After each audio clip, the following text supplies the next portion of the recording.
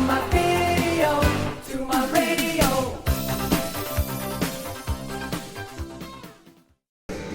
Hello everyone and welcome back to another episode of the PixelCast. I am Jeremy Lessie, founder of PixelFest. Trying to get my head in the frame here. We are hanging out at Guy Fieri's here at Power Plant in Hampton. This is the February PixelFest Devs Meetup. And we have Andrew Scott Hollis sitting here. He recommended Rosie's, but they wouldn't let us in because we wanted to record the PixelCast. And something about gambling and recording. Nathan Jester's back there. We got Joseph Musso. And new, we have Josh. The Panda Bear. Josh something. I don't know what his last name is. He helped start the ODU Game Design and Development Club, I guess with Joseph though, right? So, yeah, it was me, Josh, and Steven. Founding members. Nice. And yeah, we're just hanging out, having some interesting discussions about the game industry at large. Although I don't know how much we actually got into game development tonight. I could actually sit here and just like record you guys and be a voice. Joseph, how's your game going? So I paused it.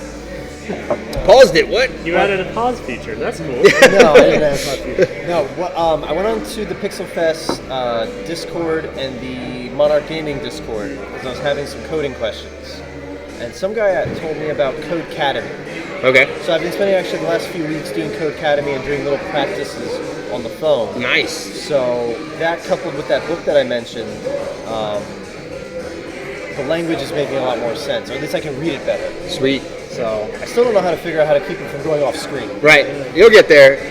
Fundamentals. Some of the ideas we talked about were, so Joseph has this issue, he's making a shooter for the first time, and he's doing the pixel art, and he's very good at design. You know, coding is not yet his forte, although I'm sure that he's going to get there. But basically, he's making this shooter, and his character is able to drift off the back of the screen. So I think the couple of ideas that we talked about, obviously, you could just check for that number and manipulate the transform of the object directly and just position it back if it ever drops below a certain value. So I thought I did that with the camera. Okay. So the camera's constantly moving to the right. Okay. So I always have an update that the character's position can be no more than like plus this or minus that from the camera's position. So the top, the bottom, and the forward works well. But if you just hold backwards, then just hold it back. And why don't you just create an invisible wall that only blocks the character? And then it just pushes them forward. And there's a couple of things about this, and here's the deal. If you're manipulating the transform directly, then the physics engine will not override that, because the physics engine is going to manipulate the transform. If you're using the physics engine for your controls, and you're coming in that route, adding force and so on and so forth, then that idea will work. And that was where we talked about like the fish tank. You want to have like the fish tank attached to the camera. Right. That will stop your character from going through it as long as you're manipulating the movement through the physics engine. If you override the physics engine, manipulate the transform directly, then you'll be able to push right through that wall and go straight through it, and it won't stop you. Yeah, just call Miyamoto and ask him why can't Mario go left. I just have to figure out exactly what you just said. There we go. It'll happen. I'm assuming that. I never know when I'm doing something that's physics-based or engine-based. Like I just don't have that grasp yet. Right. The transform being like the most root component. Like when you make a empty game object, it's a game object and you have one component on it, a transform. So that transform is very root. That's its position, rotation, and scale in 3D space. You can manipulate all that directly, but if you do, you're going to override anything else that sits on top of it. So the physics engine is more abstract than the transform. So if you manipulate the transform directly, then you're going to end run around the physics engine. The other thing I find that helps is like, think about how you would do it in real life. Like if you didn't want somebody to go somewhere, what would you put there? You put a wall, right? Yeah. And so now the problem is like, well, if I put a wall there, people are going to be able to see the wall. Well, what if you just make it so the player can never see the wall? I'm over here, side view. Now you've solved that problem, right? Let Andrew have some screen time. But those are the things the industry does. Is there are things that are transparent to you when you're playing the game, but it's as simple as the reason why Horizon Zero Dawn's fidelity is so great is because it never renders anything you're not looking at. It literally says, here's a cone, only render that stuff, everything else on low. That and the physics are pretty low resolution in that game, right? They're using a lot of low res approximation, polygon modeling. They don't have the same level of detail, for example, as Zelda does with its level of interactivity. So the rendering is all beautiful, but then the level of interactivity goes down. Yeah. But that's the thing. Is like, the only thing I'm using is like rigid body. So you have a rigid body on that spaceship? Yes. So if you're using rigid body for the collisions, then it sounds like you might be using the physics engine. I mean, you might just be using it for collision, because if you want a collision to happen in Unity, then you need to have a collider and a rigid body on that just to receive collisions. You need both of those Eventually, things. you're going to want to be able to shoot Santa. But whatever your script is that you're moving it, like it's like input.get key down, whatever, the left key or whatever, and you move that thing back, are you going transform.position equal, transform.position -1? Along the x-axis, or are you using the physics? Are you saying add force? Yeah, I've looked at the code. Okay, so you're using the physics engine, so what you're going to want to do is, and the other thing is you need an inverse box collider, so you need to get something like Pro Builder off the asset store. If you get Pro Builder, you can build a box collider that will be inverted, and you can put that thing in there, invert it, and yeah, it's simply working. Invert it, that's what you need, because if you put a regular box collider, of course, it's only going to keep you out, it won't keep you in. Or what you could do is you could frame it in with like 4 box colliders. You put one here, one here, one here, one here, and you could make up your own box. So, either way. It's a workaround. It feels like it's me being dumb. So, hey, you don't know what you don't know. That's all. my 2 thoughts, right? Okay. Parent the This is interesting. We're having like a technical discussion so of the this player one. is I like a it. child, I like it. or it's nested into the camera. Yeah, then I would just avoid the physics altogether if you're not using them otherwise, and basically transform the camera's center position. Or another thought is, you could just not have the player or the camera move and throw everything at the player and the camera, right? It's like a let's get techie with it PixelFest Devs meetup. That's what we're doing tonight. I like it. I want to play Guitar Hero now. We actually could. Oh yeah, this is that song from Guitar Hero. Whammy ball. Hey, it's that guy from Smash Brothers, and the song from Guitar Hero. It's that guy from Smash Brothers, the one with the gun arm. No, not the blue one. The guy. Oh, Metroid. Yeah, he's awesome. Samus is such a cool dude. Yeah. So I was He's actually such a cool robot, dude. okay. So I was actually thinking about your dilemma further, because last month we tried to do a global game jam event that didn't go so well. People couldn't make it, and but at like 2 or 3 PixelFest Devs meetups ago, we were talking about doing more events. We want to have get the event schedule sort of booted back up, and I was talking to Joseph about maybe doing a workshop where people would come out, and it could be like maybe 4 or 5 developers will come out, do a workshop, and I can help answer their questions, or anybody else that's qualified can come out and help them answer their questions. But then it also hit me, what if you and I just sat down with your game and just recorded that? I'd be down. Would you be willing to share that with everybody? Yeah. So basically, you get the work done on your game, and then we share with everybody, and it's like a win-win-win situation all around. Like a couple of things maybe, so they don't copy my game. Yeah, there you go. verbatim, but yeah. So don't copy Joseph's game if we do that. Are you saying copy the have game a running date or scheduled some of the for development? The development. So basically, You should stream that too if you do that. exactly. Twitch channel. Oh yeah, so people can ask Special questions and features stuff. channel. Also, it's really fun I've tried it once and only once, so I'm informed. It's fun to stream game development. Yeah, definitely. I haven't done it before. I'll buy so pizza. that sounds good. You know what game we should? What are you guys looking at? Pixel. What is this? Oh, Santa and his dad. so here it is, from Santa's Sacrilegious This is good Arcade video. Action. I got the name down, I think now. Did I miss a word? Santa's Sacrilegious arcade action. Sacrilegious Arcade Action. It's coming along. Joseph is working hard on it. The game we should SFA. we should Or probably SFA. bring out if we're going to do something like that, and the 3 of us on this side of the table know about it. I haven't worked on mermaids in like 4 years That's now. from like the very first Pixel Fest, right? yeah You and Chris really worked on that? yeah. Dude. I think I got some stuff. Procedurally generated puzzle game?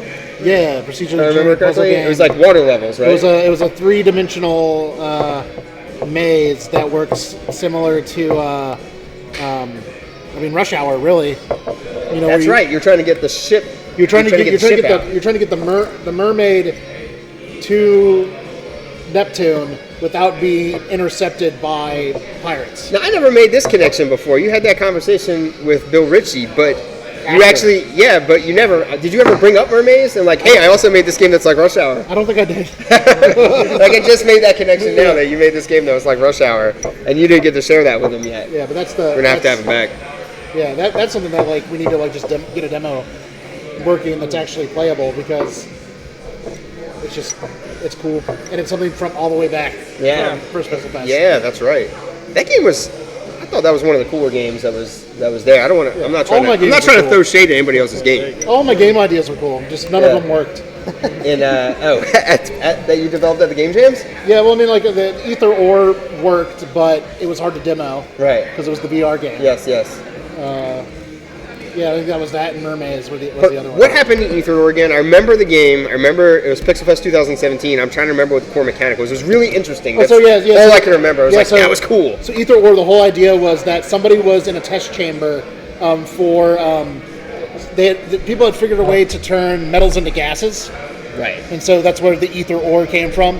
And basically the idea was you were in the test chamber breathing in the gas, and it caused some sort of side effect to happen to you physically in the game, right? And everybody else was viewing the world from behind the glass, so they could see what you were seeing, but in a different way. So like the idea would be the test proctor would be like push the green button, except all the buttons were red and green, and you were red-green colorblind now. Right. And so you had to have the other people looking at the screen guide you to the button To tell you what to push. Right. So it's like that moment in The Abyss. Yeah. Where it's cut the blue and yellow wire and Yeah. not the white and black wire. You have a yellow glow stick. So is it like one of their? So there are a lot of like people playing potentially. So the idea was an asymmetrical cooperative game. Yeah, okay. So like everybody outside of the game got to play with you because they had to guide you to the right way. Oh, that's super but cool. also only you could see certain things because your perspective was skewed. Right. So like you had to sit there and work together to come to a common conclusion. And it was just it was a way to make VR cooperative because it's really not. It's often not. Yeah. That's for sure. Did you ever play Keep Talking and Nobody Explodes? Yeah, so that was basically what the concept like came from. Okay. But it was more along the lines of what if how could you all do it in the same room and all be looking at a screen? So like that was the idea. So like it'd be like a PSVR game where someone's in the headset, and then everybody. The another one was it was on the Wii U, and it was the I think it was Nintendo Land, and one of the games had somebody using the controller. Metroid one? I'm not sure it was the Metroid one, They but had I some think great there was like asymmetric games on but that. there was like the Luigi one where like someone was a ghost trying to get everybody in a Pac-Man like thing, and everybody else could only see the screen, but he could see everything. Yep. I still love Nintendo Land. That's one of my favorites of all time. I get such a kick out of that game. So that was I think was the thing was like how did you make I guess Anyone wanna? can I get more water?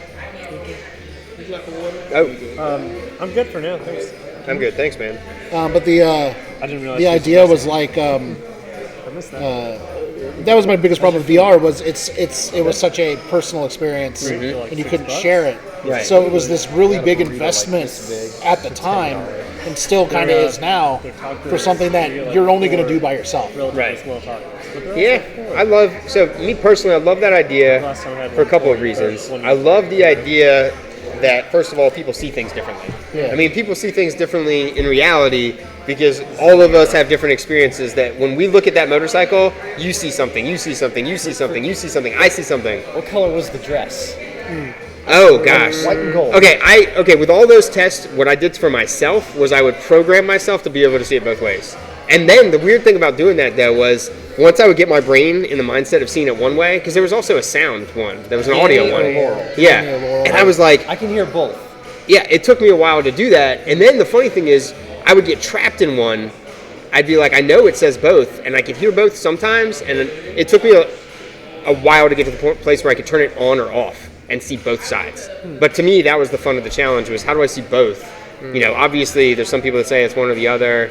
And then once I could see both, and at first that was frustrating because I could fall trapped to one or the other.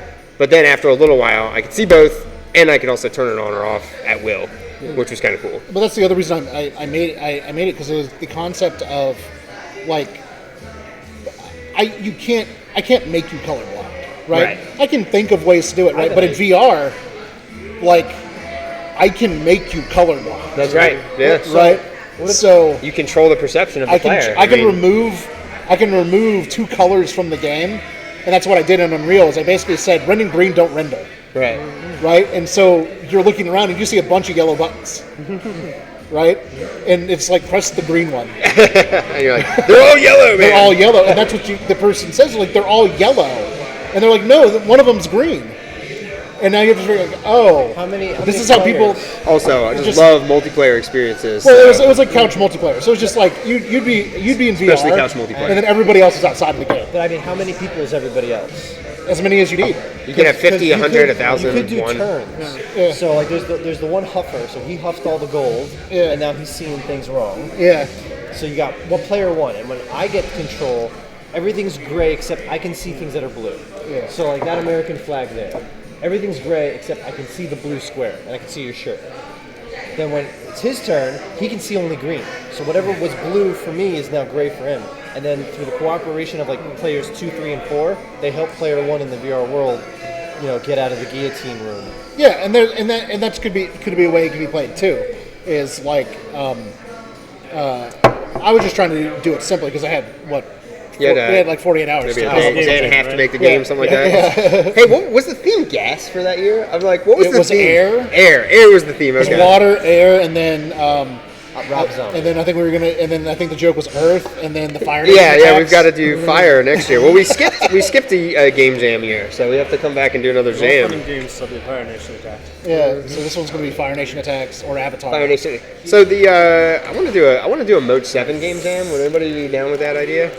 I'm like, Oh man. I mean, that's difficult, I wrote the library. I wrote a simulator, a Okay. Mode 7 simulator. It's for Unity though. I know you like Unreal. Yeah, man.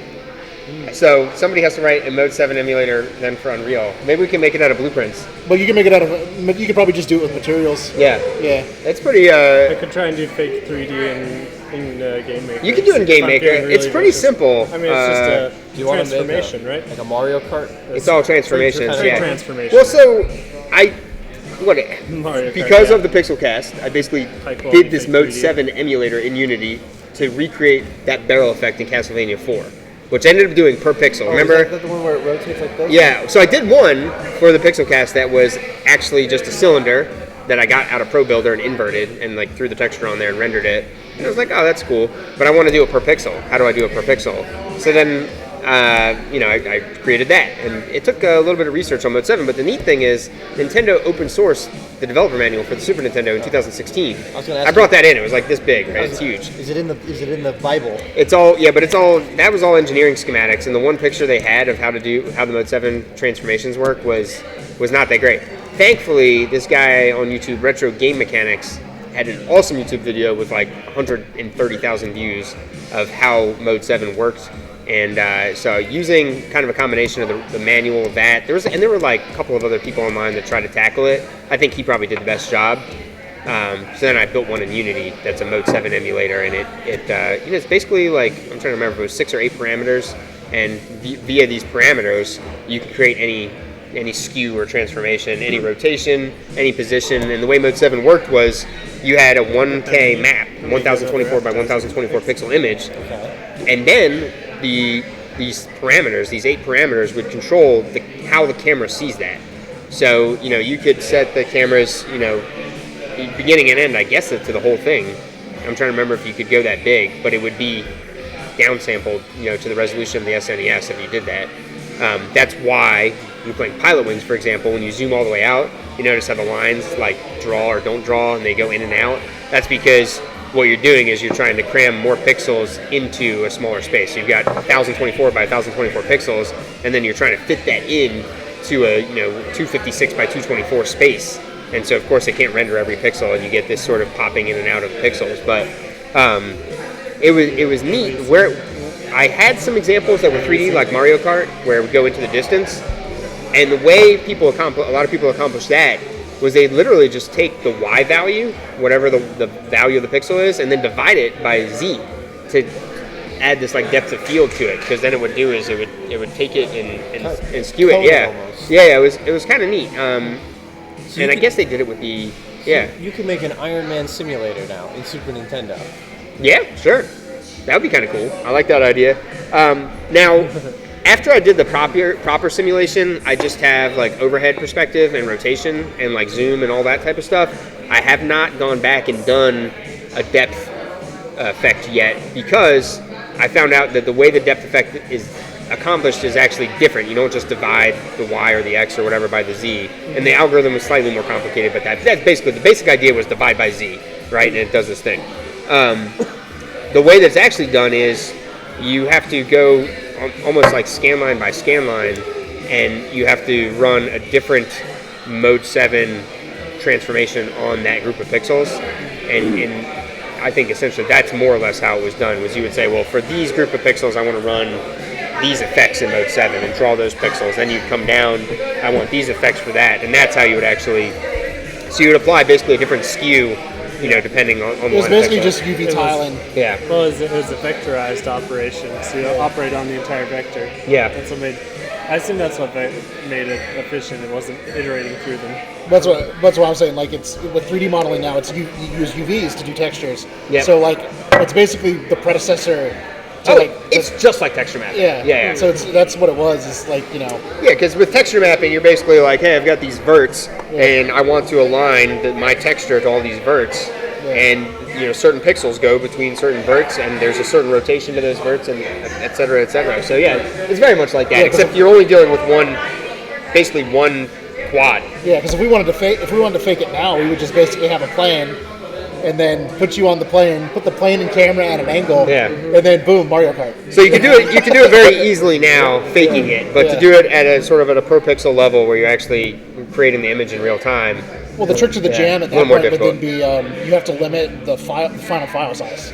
Yeah, right. Because I would just give people the library. Be like, here's the library. You have to use the library. That's it. Because that would be the advantage. The advantage would be it should be a lot smaller to do it by just animating the texture, than to actually code make it all in 3D and everything like that. Because if it's just a single like Python script that's running it, that's like $1K at the most. This is like all the procedural stuff. What was that? Ooh, that would be fun. Just take a Python. I'm trying to remember it. NumPy. There you go. Yeah. It's a matrix algebra library. Right. And then you could just have that do all the work. Because they had the fake chipset. They used to have those jams where you had to make as the best game you could make that fit on a 3.5 floppy. Yeah. And then someone made like a game that was almost as good as Quake. Yeah, that FPS you're talking about. That was was that Project, or what was the name of that thing? I don't know. Isn't it going back to like 2002, 2003? Yeah. Maybe even 2000. It might have been 2001. Yeah, we're dating ourselves. But they made like a 700K procedurally generated FPS using like all sorts of shaders and everything like that. Yeah. That was pretty sick. But it fit on a 3.5 floppy, so less than 5 megs. Yeah. No, it was 700K. It was like 738K or something. Yeah. We're gonna look it up. I'm saying it was 738K. That's what I'm gonna. We should have like a Price is Right thing. Put your guesses down, Josh. How big was the Project FPS? No idea. Or whatever it was called. I don't know if it was Project. We know it's not. We know it was smaller than 3.25 megs. Right. Or 3. At least it was. Well, which floppy? The big floppy? The little floppy. 3.5 The 3.5 inch floppy. Those were 1.44 megabytes. Yeah. Yes. So smaller than that. Smaller than 1 meg. It's basically half the size of that. They're smaller than a meg. I know that. 787. 787. 738. 787. What are you going with? 786. 786. Oh, Price is Right. Was that Price is Right? What are we doing? Yeah, whatever. I'm trying to win. Yes. So we'll look that up later, and then we'll have to post that. We'll post that in the info to the video. That's what we'll do. I'm gonna have to remember the name of that first-person shooter. For some reason, I keep thinking Project, and it was spelled with like a K, something like that. But isn't that also The Witcher? It might have been that too. Before they made The Witcher, they made that. Yeah. I don't know why that's the name that keeps popping into my mind. So that's the next game jam. You have to make The Witcher 3, but it has to be less than a meg. Than a meg, yeah, I like it. Completely procedurally generated Witcher 3. Yeah. So you just compress it, right? Yeah. Just zip. Nathan, what are you working on lately? Actually, I went to Missouri this weekend. Nice. Actually, okay, for starters, me and Josh are part of this very, very small group of individuals who are trying to keep each other accountable for personal goals. I like it. So, for both of us, that personal goal is game development. Anyways, so this weekend, I was in a position where I was back in Missouri, my home, hanging out with one of my best friends, driving an hour and a half each way to something, and a funeral, unfortunately, and brainstorming. The idea was, so a cyberpunk roguelike where basically I'm thinking more like Neuromancer style, like very early idea of what cyberpunk would be whenever they didn't fully understand how the internet would be someday. So anyways, you throw that Code of Paint in that style on top of something that's a little more Binding of Isaac-like, except maybe fits it within 30 minutes. Nice. I like short games. I love the idea of short games. Perfect. And I think sometimes roguelikes get too long. Right. Like, it can take you 30 minutes to run, but it can also take you 2 hours. And I feel like that's too long for a roguelike. Yeah. So anyways, taking like that aesthetic plus that general style, maybe have a place where you buy your exploits at the beginning of the match. You go to the software dealer and buy something, and that's your randomizing factor. Right. Plus, of course, the rooms are randomized. I haven't decided on gameplay. What I want to try to keep it simple so that I can actually finish this as a part-time goal is just take original Legend of Zelda, mimic its mechanics, and take like a bunch of different room layouts because they're so simple, and some simple enemy mechanics, and mash those up to randomize them and see if it's a playable fun thing. Yeah. Maybe what you should. Dude, that sounds good. Yeah. Maybe what you I like could do that is start simple with like a simple mechanic. Yeah. Then you have the roguelike, and then what you do is from the software vendor, you're buying upgrades to the gameplay and graphics upgrades. And so like you go from like Atari to like. Dude, I've always wanted to make a game like Super that. With like an NES. evolutionary graphic style. There's Evo Land. Oh, somebody made that? There's 2 of them. Of course. Yeah. I've But been like the using only it way for to like beat 30 the only way to years. beat the game is to basically Not that long. beat You every only go to the iteration. right, and then you can go left. Like every combination of gameplay that you could set up in the game into the dungeon. So like That's cool. So like the game starts off as like maybe a 5-minute roguelike. And then when you're done, maybe it's a 45-minute roguelike. But like you're just building on top of things. That sounds potentially pretty cool. And I know so at one time I played around with the idea of, you always gray box things 2D or 3D before you do anything with it. What if that was the initial version of the game and you unlock the art over time? Oh, I think that would yeah. be super So it fun. starts out gray box. But you would lose, but of course, there's the problem of you lose people very quickly if your quality isn't high at the beginning. So they have to make sure they know what they're getting into. I don't know, man. Or, yeah, it sounds really Tell fun, that to right? Knots. Oh gosh. I don't know. Yep. But that's also an idea that I'd love to do someday. Is gray box the game, start adding assets, and then let you randomly earn them throughout the game. but maybe that's the narrative. That's is like cool. he is trying to like he has to upgrade himself to a certain level to complete some task. Okay. And it's like he has to upgrade his graphics hardware. He has to upgrade because it's like his brain runs. He's a robot. His brain is running DOS, and he can't render anything other than green pixels. What if it was a crypto malware and you had to start de-encrypting? So I'm sure that's a word. Yeah. Did you all the random parts, all the assets. Maybe there's maybe you have to make yourself more complicated, which makes the gameplay more complicated. Yeah. But if you're not complicated enough, whatever antivirus software that's trying to stop you will always catch up to you if you're not upgraded enough. So you have a computer virus that also needs to evolve, and I like the sound of that. Yeah. That sounds really fun. So like you have to evolve yourself past to the level where it can't get you, but the more you level up yourself, the more it levels itself up to fight you. So it just becomes harder. That's how you get your difficult to play, or your easy to play, difficult that to sounds master. potentially cool. Maybe next month I'll bring an early prototype and we can revisit this and see if I can apply some of those ideas. Yeah. Did you ever see the movie Solo? I think it was like 1996. Oh, I was so afraid you meant Solo, a Star Wars. No, Anyways. not that. I have not seen that. What's it all about? What's it all about? Solo's like it's like Predator and Not into movies now. RoboCop kind of mixed. Okay. It's kind of a B-rate movie, but the premise is there's this cyborg Nothing wrong with B-rated movie. super soldier. Okay. Right? And they show him all these different faces, like in the computer. He picks Michael Jordan. so they give him the skin of basically Michael Jordan. Definitely But they- 1996. But they couldn't give him Michael Jordan for real. So, so anyway, Michael Morden. I kind of feel like I remember this movie now. He The more goes you talk in- about it, the he more goes into it the sounds like jungle, something I've seen. And somehow, like, he gets separated, or his mission goes awry, kind of like in Jason Bourne. Okay. And he's got a big wound in his side, and he has to use like a car battery to recharge every day.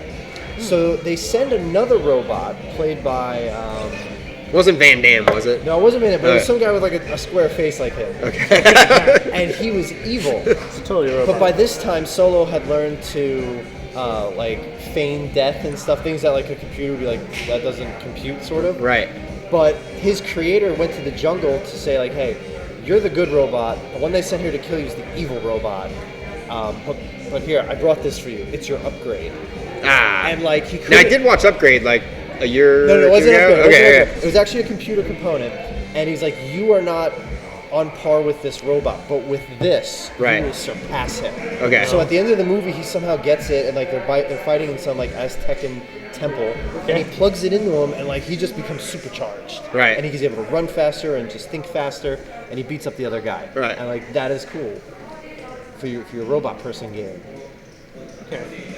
For some Also, I'm reason, getting You Are the Universal Last Dragon Soul is playing in my head. I It's, don't know why. Replaced by the Mario Uber Van version. Peebles. Mario Van Peebles. Yes, yes. Oh, you looking it up? Yeah. Funny. Solo. I was like, Oh, what, man. Was It's a it, good- was it's a it good me 96 movie. or was it 95? It was 96. Good job. Good job. Way to go.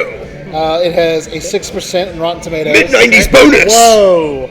Now it takes work to get that. Yeah. What did it have on It's Rotten better. Tomatoes? It's better than 6% Congo. rating. Nice. on Rotten I'm going to watch that movie as soon as possible. It's way better than Congo. I'll give you that. Okay. I do have a question for the group, if I Yep. may. or- Yeah, pose the question. So the biggest thing that bothers me about this is I've never seen a top-down Zelda-style roguelike, and whenever I haven't seen something before, it does make me worried that there's an inherent reason why that's not a good idea. Okay.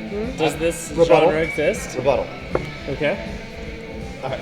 Not my original thought, but 200 years ago, if you asked a delivery person what do they want most, they would have said a faster horse.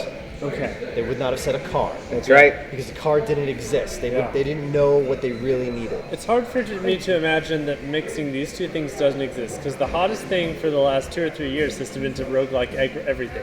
Well, I mean, did you play? Just do it, did- man. Somebody did you- hasn't done it yet. It's Did all you due. play Cadence Yeah. of Hyrule? But maybe Execution. He got Oh, chocolate in my peanut butter. I've played What's that? He got peanut butter in my Crypt of the Necromancer. chocolate. I enjoy it. So a lot. Cadence of Hyrule is Crypt of the Necrodancer played as Zelda. So it's a Zelda. It's a completely Zelda game. I hear you work your way through the game. It's not. It's like less roguelike. No, it's a roguelike because the game Or the game there's is more persistence or procedurally something? generated, but like there is a full narrative you have to go through. Roguelike, I have to pretty jump cool. back here because Oh, my okay. understanding of roguelike is that it's the type of game where you have your stuff and when you die, you're dead and it's over and that's it. And you have to start over. So that's permadeath. Yeah, it's. So what am I missing then? Because that was my understanding of roguelike. Usually, so it's not a super well-defined genre, but if you play a few of them, you get a feel for it. So this is my feel for it. It's normally relatively short iterations. You die a lot, and there's heavy randomization. Would Okay. Zombie U be considered roguelike? No, usually it's a very, very short game. Like So it's a you can short complete it game. within 2 hours. Now, is the inventory part of it, like your the goal part is to that you beat the lose game in a single playthrough. with your beginning inventory or whatever? I Well, would you say- normally pick up random things along the way. Right. If you want to go really far, no. Or do you lose your inventory when you die? Is that part of it? I mean, like Yeah, that's you just usually you start from scratch. There are some outliers where Right. you can buy things like Rogue Legacy, or you can find things like Binding of Isaac that get added to the pool of random items. right. I would say the Souls games, the Soulsborne games, are the evolution of roguelikes. Yeah. Where Okay. there's a major overarching story, but if you die, you lose everything you haven't invested into your character. Right. So that's where roguelikes have gone to. Okay. So like Cadence of Hyrule, Crypt of the Necrodancer, you can invest in the game, stuff that you get out of it, and then the game evolves over time. Whereas like the traditional roguelikes were get as far as you can before you die. Right. That's sort of my understanding. You only die once. That's it. You have Yeah. one life, right? Like Yeah. that's You played it? what. Oh, no, that's actually a game called You Only Die Once. It's on the internet. It actually modifies your registry, so no matter what you do on that computer. Oh, now we talked about this because I hardcore. want to make a streaming version of that's multiplayer. Oh man. I want to make a version of Wait. that game where it's streamed from one server one time. when you play it, your IP address is banned from the server. You can't play it again. Somebody else has to take over, and only one can finish, like Hyrule, or I mean, like Highlander, not Hyrule, like Highlander. They finish the game, and then it's over, and the game is never played again. So I'm gonna be that guy. Why isn't there a Highlander battle royale game? Oh. Like, I don't understand why that's not a thing. Hey, you guys at Mode 7, you made that game, Determination, what's the name of that game? No, Team Ninja. Determinism? Well, no, Square Enix. Something. I'm pretty sure Square It was a good Enix sword fighting owns the rights to Highlander games, and they're definitely dropping the ball. Oh no. Wait, Square Enix owns the rights to Highlander? The last time I looked it up, made they own the rights to Highlander. They haven't made a. They haven't made. Determinants, that was the name of the game. I want you to go find What if we bought 20 it? people under 20 and see if they know what The Highlander rights is. might have expired That's a and good no place one's to start. So, if you want to that's a answer good this question. So, a good indie game from way back in my Garage Games days was there was a studio called Mode 7. I think the guy's name, one of the founders was Ian. These guys, I think, were from England, but they had a really killer torque sword fighting game called Determinants, if I remember correctly. It's going back a ways, 15 years ago that I saw this game, but really good sword fighting mechanics. The characters sort of flew and wore trench coats and stuff like that, and it just, thinking about the sword play that they had in that game with Andrew's idea, because I mean obviously like Highlander is a lot of 2D, sword I fighting, guess? so you need some good sword mechanics, online multiplayer, and then the license. Did you play have you played For Honor? Yes. So I would imagine the game would play like For Honor, like Forana? For Honor. For Honor. Okay, For I have Honor? not played For Honor. Okay. Yeah, check out For Honor. For Honor. Oh, For Honor. Yeah. For Honor. Okay. So the way For Honor works is it's basically the combat when you're engaged with somebody is very rock paper scissors. Basically, it's Left, it's, right, and up. Yeah, it's a fight. It's fighting game mechanics, Right. But broken down to their very essential things. So you can block up, you can attack up, you can do all that stuff. Nice. But you feel like you're actually in a sword Fight. or a weapon, You do. a medieval Right. weapon duel against the other What person. platform is the game on? Everything. Everything. It's like Okay. is it first or third person? It's third person. Okay. Yeah, Determinants was third person. Did you ever play Chivalry? It's sort of like that, but third person. But I would imagine like the gameplay could kind of be like that. But I'm interested to see. Is this There's a 2013? new I'm not sure. there's a new battle royale game. Represent. Well, you don't have to take it off. It's our Just kidding. There's a our new- sister event down in North Carolina.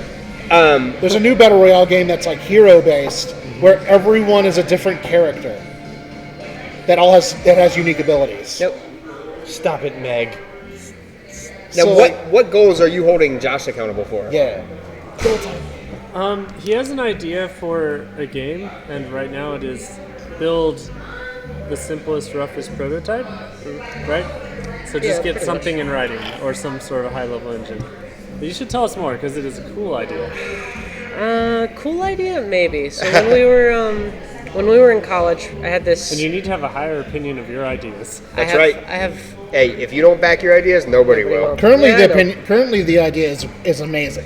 Yeah, it's fantastic. So we'll determine what it's like by the end of your pitch. So I got this idea for a clicker game. So for anybody who hasn't played one, the idea is you exponentially accumulate resources. So it starts with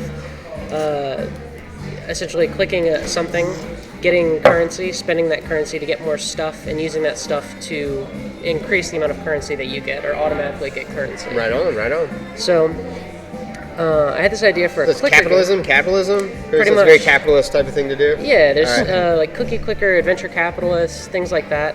The thematic for this was going to be that you're this homeless guy who's like panhandling for money, and the idea is you panhandle a little bit of money, and then you get this brilliant idea to buy like a microwave or whatever, right? Okay. So you buy the microwave and you get the box, and you take the microwave and you toss it in the garbage, and you keep the box and you put it beside your box house and like expand your house, and it gives you an opportunity to rent out space to a hobo who goes and panhandles money for you.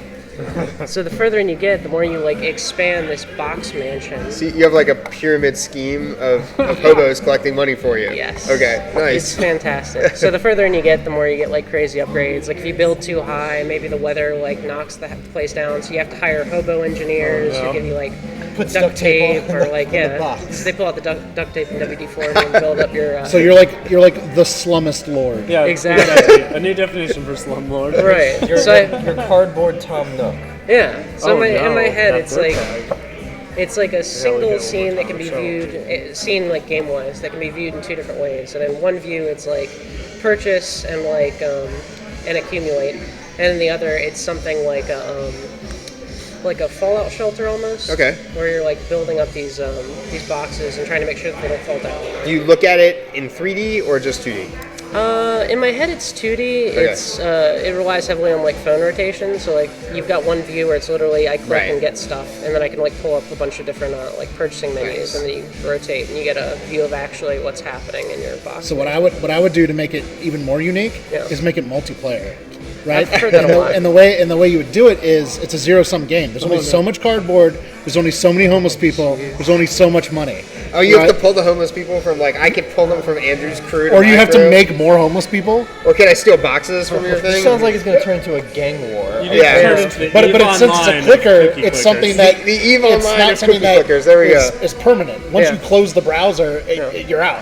I think Right. I think Ian Bogo started this trend with the clickers because he made Cow Clicker. That's what I was saying. He made this game as a spoof on like the Farmvilles of the world. So he made Cow Clicker, I think back in like 2011. And I don't know if that's like where this genre gets its roots, but apparently now it's like a big thing, and like people make all these clicker games. But I think the idea of that is like, is there theoretically could be a winner Yeah. because you've determined ahead of time how much resources are in the game. Yeah. And so like the only way to win is to have all of the resources. It's Monopoly. So it's Monopoly. It's It's Hobopoly. It's Hobopoly. Hobopoly. Man. So- Very nice. And in the winner, you send the winner a microwave. Send them. So are you sending Josh cardboard boxes now to Yeah, like as remind him? inspiration. Like, here's your Yeah. cardboard Actually, box, no, Josh. but I will now. I think That's we it. You can just mail him empty cardboard You boxes. need to go to like IKEA for inspiration. Yeah. Just like every time you see him, just give him an empty cardboard box. So- Remind him to make his Yeah, game. I'm going to change the way I recycle. Don't worry about it. You'll find out. Oh boy. Awesome. So yeah, man. Well, that's good, Joseph. So we talked about what you were working on. Yes, we're going to PixelCast it. Talked about what Nathan's working on. Talked about what Josh is working on. Andrew, Uh, what are you working on? So there's something I released a while ago. It was on. So as part of the. Low battery. Hurry up, Oh, Andrew. no. Okay, I'm gonna go fast. All right, so it was on the Unreal Engine game jam. So they do game jams like every quarter or something like that. And what they did on this one was No pressure, by the way. on anything that you used in the store, like from Unreal, and anything they gave you for free wouldn't count against your game. So they were like, just make a game. You can use whatever you want. Here's a bunch of free stuff, right? So me and a friend, we basically built a game, and the theme was coin. And so like the idea of the game is it's called the Coin Collector, the Coin Collection, or the Coin Collector. I don't remember. It's one of those two things, but it's on itch.io. It's called either the Coin Collection or the Coin Collector. You can go find it. And the premise is it's a giant escape room, but there's a regular time limit, like an escape room. Okay. And you're remember like the House Nanny, like Disney movie, where like the AI nanny, and so it's like that, and you have to go find your father's specialty coins that your nanny has hidden throughout the house to punish you for like not paying attention. And so you have to solve really simple puzzles before your parents get home. Okay. And it's a really easy game, but it's called the Coin Collection, I believe. Yeah, the Coin Collection, because the theme was the other side of the coin. Okay. But it's about an hour long, and I made it completely in Unreal in a weekend. So it's just fun to check out because it's just something it's to show people The Coin Collection on itch.io. on itch.io, the Yeah. Coin Collection, or the Coin Collector if the Coin Collection isn't there. One of those, you'll find it. Yeah, you'll find it. Or you can go to one of the Unreal game jams, and you'll find it. But it once again, it doesn't take more than an hour to play, or it might even be 30 minutes. I might have only given you 30 minutes. That's my kind of game. I love the idea of short games. And But it's a short little what I would describe as a short horror walking simulator narrative, where like you're paranoid of what's going to happen when that time runs out. Right. And so the game motivates you to work faster, but nothing's complicated in the game. It's a walking simulator, right? So you can pick things up. anybody can play this too, right? Anybody I mean, can play. It should be simple. And it's a PC. I didn't make a Mac version, but you can play it on PC, and it's just Unreal Engine. So if your computer can run basic Unreal Engine, you can run the game. Sweet. All right. So unfortunately, we're running low on battery, and that means we're going to have to cut this PixelCast short. We are hanging out at Guy Fieri's here in Power Plant, Hampton. That's where the Devs Meetup was this Tuesday. In March, we're going to be back in Virginia Beach somewhere. That'll be on the PixelFest Devs group. I'm glad that Josh came and hung out with us tonight. So the new face, and we've been having a couple new faces here. I gotta pan back and forth, which is always good. Of course, we're doing this so that if you're watching this video and you're thinking about game development, you're here in Hampton Roads, Norfolk, Virginia Beach, Hampton, Williamsburg, whatever, wherever you are, come out to the next meetup, third Tuesday of every month, and come on, let's all keep growing through Love of Games. The power is yours. The power is yours. I love it. All right, y'all have a good night. Yourself.